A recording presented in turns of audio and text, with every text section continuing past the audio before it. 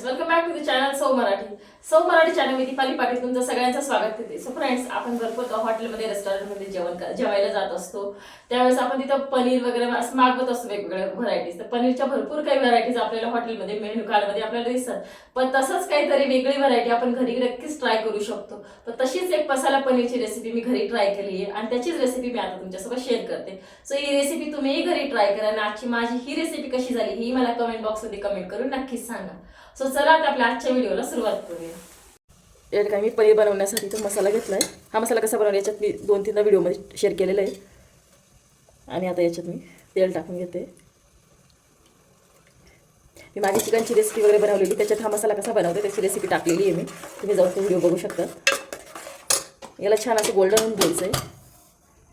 जोपर्यंत हा मसाला छान असा तळला जाते आणि याला स्वतःचं तेल सुटत येईल तोपर्यंत आपण याला भाजायचं आहे. हा मसाला मी दुसऱ्या साईडला ठेवून या गॅसवर इथं पनीर थोडंसं फ्राय करून घेते. पनीर फ्राय करण्यासाठी मी इथं कढईमध्ये 3 पळी तेल टाकून घेतले. आता तेल गरम झालं की याच्यानंतर आपण इथं पनीर टाकून घेऊ. या ठिकाणी तेल गरम झालं आहे. मी त्याचे पनीरचे तुकडे टाकून घेतले. ते पनीरचे तुकडे छान असं गोल्डन कलर येते त्याला तळायचे आहे. पनीर आपलं फ्राय होते तोपर्यंत आपण दुसऱ्या बाजूला मसाले टाकून घेऊया. तुम्ही बघू शकता कलरही खूप छान असं गोल्डन आला आहे.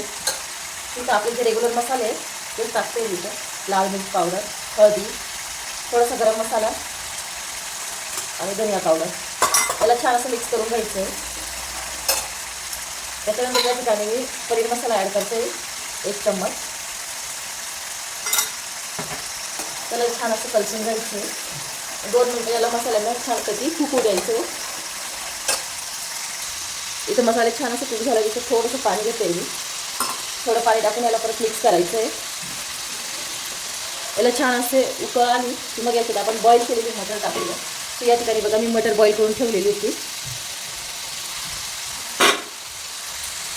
इथं आपल्या मसाल्याला छान अशी उकळी फुटली आहे.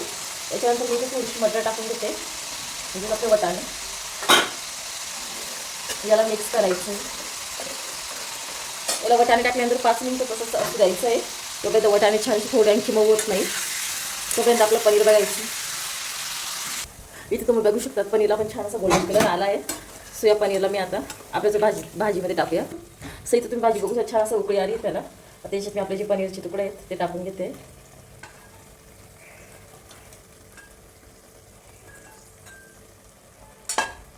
पनीर टाकल्यानंतर याला छान असं मिक्स करून घ्यायचं आहे. आता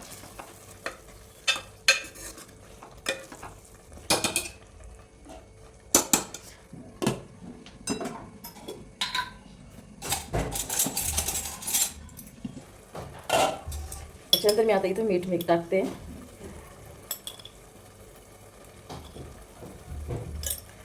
मीठ टाकायला मिक्स करून 5 मिनिटं मी परत त्याला झाकून देईल. 5 मिनिटानंतर मग आपली भाजी रेडी आहे.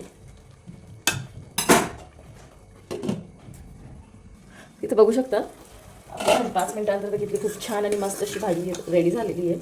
इथे मी गॅस बंद करून देते.